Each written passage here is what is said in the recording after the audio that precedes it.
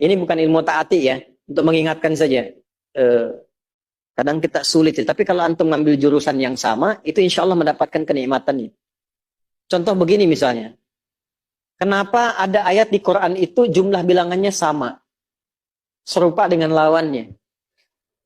Malaikat disebutkan 88 kali, setan disebutkan 88 kali. Nah, lawan tugas malaikat itu setan. Malaikat membisikkan kebaikan, setan memprovokasi keburukan. Jumlahnya sama. Karena setiap hari pun kita nggak akan bebas dari dua bisikan itu, baik atau buruk. Nah ini, kenapa ayat pengingat alam kubur dan kehidupan dunia 7 kali? Salah satu pesannya adalah karena kita 7 hari beraktivitas selama hidup di bumi itu. Maka diingatkan setiap hari. Maka setiap hari itu mesti ingat kematian. Sebelum tidur istighfar, siap nggak bekalnya, lihat temannya, selamat nggak keluarganya.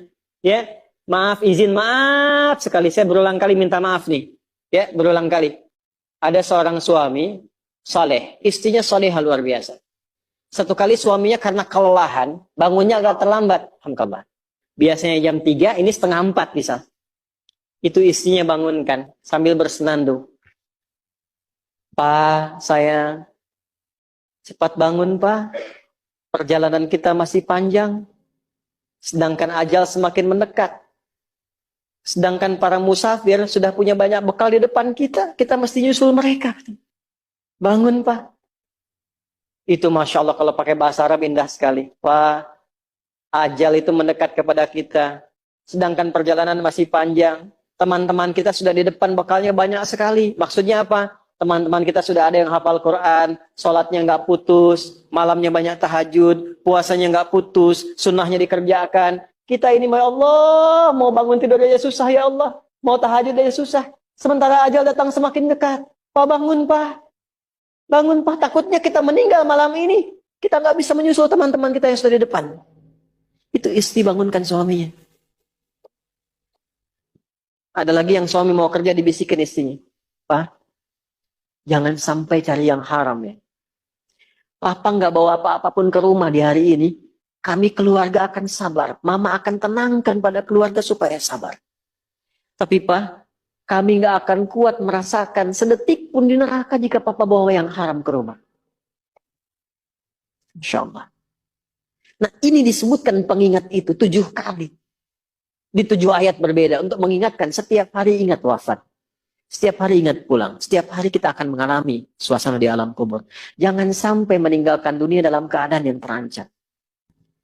Kalau masih nggak sadar juga dengan pengingat ini, muncul ayat ke-8. Muncul ayat ke-8. Di At-Taubah, ayat 84. Tempatnya pun At-Taubah. Ngajak taubat dulu sebelum diingatkan. Tapi dasar karena nggak pengen taubat juga, maka munculnya ancaman.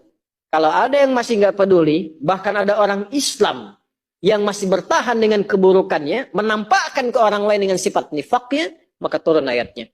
Wala tusalli ala ahadim minhum mata abada. Wala taqum ala qabrih.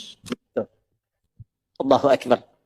Innahum kafaru billahi wa rasuli wa matu wa hum fasiqun. Kalau ada yang masih begitu, dan Anda lihat diingatkan susah, masih menampakkan kemaksiatan, Allah langsung memberikan ancamannya. Kalau dia bertahan demikian sampai dengan wafat, nggak usah disolatkan. Jangan sampai berdiri di depan kuburnya, katanya. Kurang apa lagi? Tiap hari diingatkan. 7 kali, 7 hari beraktivitas. 7 kali diingatkan. Diberikan kasih sayang. Diarahkan pada yang benar. Ditunggu sampai tobat. Tapi masih mengancam. Masih menampakkan kehebatannya. Sampai dia wafat. Maka peringatannya apa? Orang-orang yang sengaja menantang berbuat maksiat.